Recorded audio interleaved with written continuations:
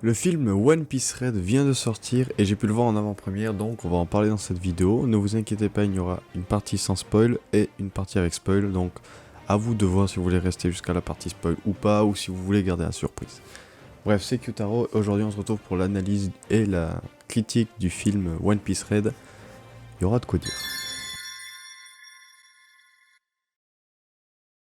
Pour ce qui est du scénario, nous retrouvons Luffy et son équipage qui assistent au festival de la musique, où une chanteuse sera représentée à ce festival. Elle se prénomme Uta et elle semble être la fille de Shanks. Ça, c'est le synopsis sans spoil, hein, c'est ce que disaient les trailers. Donc il y avait ce côté un peu hypant. Ça vend du rêve, quoi. C'est la fille de Shanks, on va voir Shanks, ça vend du rêve. Donc le scénario, déjà, il a quelque chose d'attirant. Grâce à Shanks. Mais bon, on va continuer à en parler un peu plus tard dans la vidéo. Pour ce qui est de l'animation, parce que le scénario, on va en parler un peu plus dans la partie spoiler, hein, mais pour ce qui est de l'animation, sans spoiler, il y avait des scènes en 3D qui m'ont pas mal gêné, mais il n'y en avait pas tant que ça, donc ça va.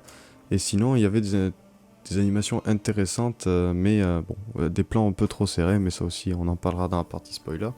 Mais il y avait des plans serrés qui nous empêchaient de profiter de certains personnages, donc c'était pas mal dommage. Après, pour ce qui est des musiques, c'était censé être le truc principal du film, hein, vu que c'est une chanteuse. Donc il y avait des musiques très très bien. Après les OST, j'ai pas trop fait attention aux OST, mais vers la fin, il y a eu une OST qui m'a fait plaisir. Mais bon, après, voilà, il y a eu un surplus de musique dont on parlera dans la partie spoiler également. C'était très très court, mais c'était tout pour la partie sans spoil. Maintenant, on va parler de la. Il y aura du spoil. Il y aura vraiment du gros spoil. Bon, ça sera un peu dit n'importe comment, mais il y aura du gros spoil. Donc, à vous de voir si vous voulez rester ou partir. Mais là, pour ceux qui ne veulent pas se faire spoiler, c'est le moment de partir. Vous êtes prêts? On enchaîne.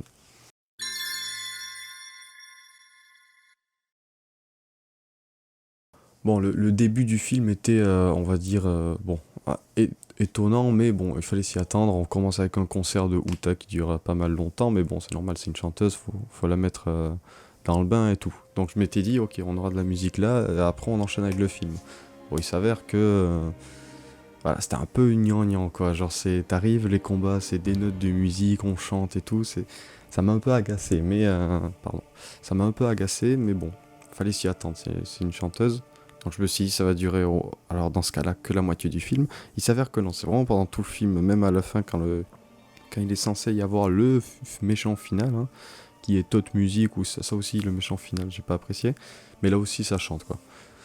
D'ailleurs, pour parler du méchant final, bon, c'est pas tout à fait ça, hein. Il continue avec les persos géants pour faire participer tout le monde au combat, mais bon, j'étais pas fan. Alors que dans One Piece Z, par exemple, on avait un vrai ennemi. Voilà, là c'était le vrai ennemi, c'était pas un monstre géant, c'était cool. Là, c'est vraiment une sorte de créature chelou géante qui a été réveillée grâce à la musique, bon, grâce au fruit de Uta, hein, qui a pas été trop bien expliqué. D'ailleurs, on nous dit juste c'est la magie, c'est la musique, mais elle peut créer des mondes. Enfin bon, c'était un peu bizarre. Bref, après, on s'aperçoit vite pendant le film que Uta devient méchante, hein, parce que il y a des ors de champignons, on s'attarde pas trop dessus, mais en fait, elle les fait manger pour pas, enfin, elle les mange pour pas s'endormir, ce qui fait qu'elle peut garder son monde maintenu vu qu'elle dort pas. J'ai pas trop compris ce passage, mais je crois que c'est ça, hein. Et à l'intérieur de son monde magique, il y a, bon là, on a plein de persos. Il y a Lo, il y a Bartholoméo, et bon, Luffy et son équipage. Et après, dans le vrai monde, il y a tout ce qui est Marine, Kizaru, Fujitora, tout ça. Et bon, on apprend très vite que voilà, il y a une partie des persos qui sont dans le monde de la musique de Uta, et une autre partie qui est dans le vrai monde. C'est pour ça qu'on a eu le design du Sunny en version, version mignon. Bon, ça c'était chouette, c'était bon. Voilà, c'était chouette. Mais voilà, une grande partie du film, c'est un peu des vannes, bon, c'est un peu dommage quoi. Mais bref, donc le début du film et la moitié du film, c'était pas trop ça. Au début, j'ai accepté, j'étais en mode, bon, il faut qu'ils mettent en place le scénario. Quand la baston va commencer, ça sera cool, tu vois. Et bon, la baston a commencé, hein. On a eu. En fait, il y avait un dilemme.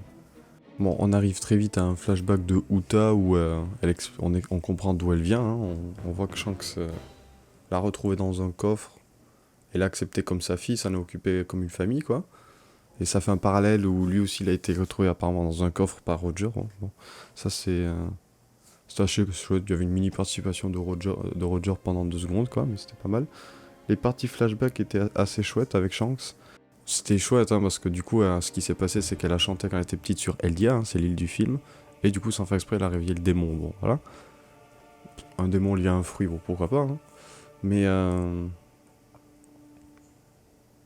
oui, ce qui était complètement con, c'est que. À un moment, je crois qu'ils ont dit qu'elle avait retrouvé le. Qu'elle avait découvert que c'était elle la vraie fautive, parce qu'en gros, quand ils sont partis, Shanks et tout, ils ont dit, vu que Uta était évanoui, oui, Shanks a one-shot le monstre, ça c'était trop stylé. Mais il avait one-shot, et ce qui s'est passé, c'est qu'ils sont partis, quand la ville était en feu, et ils ont dit, vous direz à Uta et aux autres que c'est nous les coupables, quoi. Donc ça c'était assez cool, quoi. Parce que Uta, il disait qu'il vaut mieux qu'elle vive là en chantant plutôt qu'une vie de pirate où elle va être poursuivie parce que c'est un yonko et tout, bref. Donc ça c'était pas mal. Mais on apprend que du coup elle était énervée contre Shanks, mais à un moment on apprend qu'elle a découvert que c'était pas elle, que c'était elle la fautive de tout ça, mais qu'elle devait accepter et continuer à chanter. Ça je trouve un peu con quand tu sais que ton chant risque de tuer des gens. C'est un peu bon.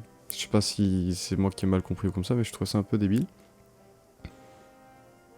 Bref, du coup, voilà, on comprend que le méchant final, c'est ce démon qu'elle est en train de réveiller, hein, parce qu'elle veut, soi-disant, libérer les gens, créer une nouvelle ère, quoi, mais bon. Elle se fait vite stopper, et du coup, le dilemme, c'est que pour vaincre ce monstre et sortir de ce monde, il faut qu'il y ait des gens qui l'affrontent à l'intérieur du monde de la musique, là, et des gens qui l'affrontent à l'extérieur. Bon, à l'intérieur, il y a Luffy et tout, donc ça va, mais à l'extérieur, il y a personne. Enfin, il dit ça, mais normalement, il y a Kizaru et tout. Bon, il s'avère que Kizaru et tout ne servent à rien, à part à s'attaquer aux innocents qui sont endormis, bref. Du coup, il n'y a personne à l'extérieur. Jusqu'à là, l'arrivée de Shanks, qui empêche d'ailleurs Uta de planter Luffy pendant qu'il dort. L'arrivée de Shanks c'était stylé. Il y a toute la salle qui applaudit, c'est vraiment trop stylé. Mais bref, du coup, on a l'arrivée de Shanks. Et du coup, voilà, Shanks va s'occuper du monde extérieur, Luffy et tout, du monde intérieur. Bref, je vais pas plus m'attarder sur le film, hein, même si, bon, je pense pas qu'il soit canon et j'espère pas parce qu'on a des. Enfin, on nous fait comprendre que ça se passe avant Wano, hein, parce que le fils fait appeler le cinquième empereur, donc bon, ça se passe avant Wano, ou du moins pendant Wano, mais voilà. Et à la fin, on a une mini apparition du Gear 5 qui dure vraiment 2 secondes, hein, assez peu pour pas que ça soit. Si tu t'attardes pas dessus, te fais pas spoil, mais bon, on le voit en gros plan et tout, donc. Mais bon, nous ça fait plaisir, hein, c'est du fanservice, hein, mais voilà. Ah oui, pour parler du fanservice aussi, on va en profiter pour parler de l'animation et parler du fanservice. Il y avait beaucoup de personnages, c'était bien, hein, du fanservice quoi, mais très peu exploité. On les voit, chacun donne un coup toutes les 10 minutes, et en plus les plans étaient trop serrés, du coup on les voit pas bien, c'est dommage. Genre c'était très dommage, l'animation des fois était belle. Hein. D'ailleurs oui, au tout début, on avait le concert de Uta du coup qui était en... Bon, l'animation classique était bien faite, c'était chouette quoi, il y avait des chorégraphies, c'était bien fait, des travelling, des fois un peu trop rapides peut-être, mais après des fois il y a eu des moments 3D, bon, après moi j'aime pas la 3D, mais bon là c'était un peu pas nécessaire, pour le temps que ça durait c'était pas nécessaire, bref, et pour revenir du coup aux scènes de combat, ouais les plans étaient trop serrés, genre je me rappelle d'une scène, on la voit dans le trailer, où Zoro prépare une attaque, moi je me suis dit le plan va s'élargir, on va voir la grosse attaque de Zoro, il s'avère que le plan reste soit très serré, soit on voit Zoro qui du coup sort du champ et l'attaque qui se passe très très vite, donc on profite pas trop. Jinbei a beaucoup subi aussi ce cadrage un peu bancal, où on le voit balancer des attaques, mais du coup la caméra suit l'attaque à moitié, mais plus Jinbei, enfin c'est assez bizarre. Je trouve que ça a été mal géré le cadrage, et oui, pas assez d'utilisation des personnages, même Luffy met trop de temps à y aller quoi. Genre on voit quoi, deux coups du gear fort, et du coup à la fin un coup final. Oui, parce que du coup ils doivent attaquer de manière synchro pour battre le monstre. Et il y a une sorte de bullshit où Yasop et Usopp utilisent leur fluide de la perception pour attaquer simultanément et voir ce que l'autre voit. Enfin, c'est un peu bizarre. Bref, chacun leur tour met des patates en simultané. Et Shanks met une grosse patate pendant que Luffy met aussi une grosse patate en Gear 5. Et ça achève le monstre. Bon. Voilà, c'était un peu. Bon. Pourquoi pas, c'est du bullshit. Bon, du fanservice un peu mal utilisé, mais voilà. Et du coup, le film se finit avec le retour dans le vrai monde. Luffy qui se réveille dans son bateau avec l'équipage qui lui dit ah tu dormais je sais pas quoi et tout, et au loin on voit le bateau de Shanks avec on comprend il y a la tombe de Uta et tout le monde autour, donc on comprend qu'elle est morte, mais bon du coup ouais, je pense pas que ce film soit canon, j'espère pas, hein. Puis vu comment ça se passe ça devrait pas être canon normalement, j'espère pas. Et du coup oui bon les musiques il y en a tout le long, c'est un peu redondant à force, mais bon il y en a qui sont bien placés, il y en a qui sont chouettes, Mais il y en a, c'est trop... Des fois, elle chante pour rien, c'est un peu agaçant. Bon, c'est le personnage, hein, mais c'est les couleurs aussi au tout début du film. Dans- Quand t'es dans le vrai monde, il y a des couleurs ternes et tout, c'est... Il y a une ambiance un peu triste, c'est bien. Mais dans le monde de musique, il y a trop de couleurs partout, il y a des arcs-en-ciel et tout, c'est... Moi, ça m'a agacé. Ça me rappelait l'arc Big Mom, mais en pas bien. Parce que l'arc Big Mom, il y avait un contexte, ça faisait un peu dessin animé, c'était marrant. Mais là, non. Du coup, oui, un peu déçu de ce film. Je m'attendais à un... En fait, oui, moi, j'y suis allé avec l'espoir qu'ils gâchent pas Shanks, ce qui était bien. Ils ont pas gâché Shanks, je trouve. Il est resté... il a pas eu de moment de faiblesse ni rien, il est resté vraiment cool et stylé, quoi. Mais voilà, après, sinon, le film était ennuyant, quoi. C'était de la comédie musicale, c'était un peu des blagues, bon. C'était pas trop ça, quoi. Donc oui, si je devais conclure, le film était chouette, mais bon, les persos étaient gâchés, mal utilisés, il y a eu plus de vannes et d'explications que de combats, hein. Même si au début ils ont voulu mettre des combats, c'était un peu ridicule, quoi. Les persos sont vite emprisonnés, quoi. Et du coup, ouais, j'étais pas 100% fan de ce film. Je sens que ça n'a pas été gâché, donc ça va. Et, euh, et normalement, le film devrait pas être canon, donc ça devrait aller. Mais voilà, j'espère que cette vidéo vous aura plu, hein. Si c'est le cas, le like, l'abonnement et allez voir sur les autres réseaux, hein. Je vais faire des... D'ailleurs, n'hésitez pas à aller voir sur Instagram, je vais poster des dessins liés à One Piece Red, hein. J'ai déjà commencé à en poster normalement à la sortie de cette vidéo. Mais bref, j'espère que cette vidéo vous aura plu. Si c'est le cas, ben à la prochaine pour une prochaine vidéo, hein.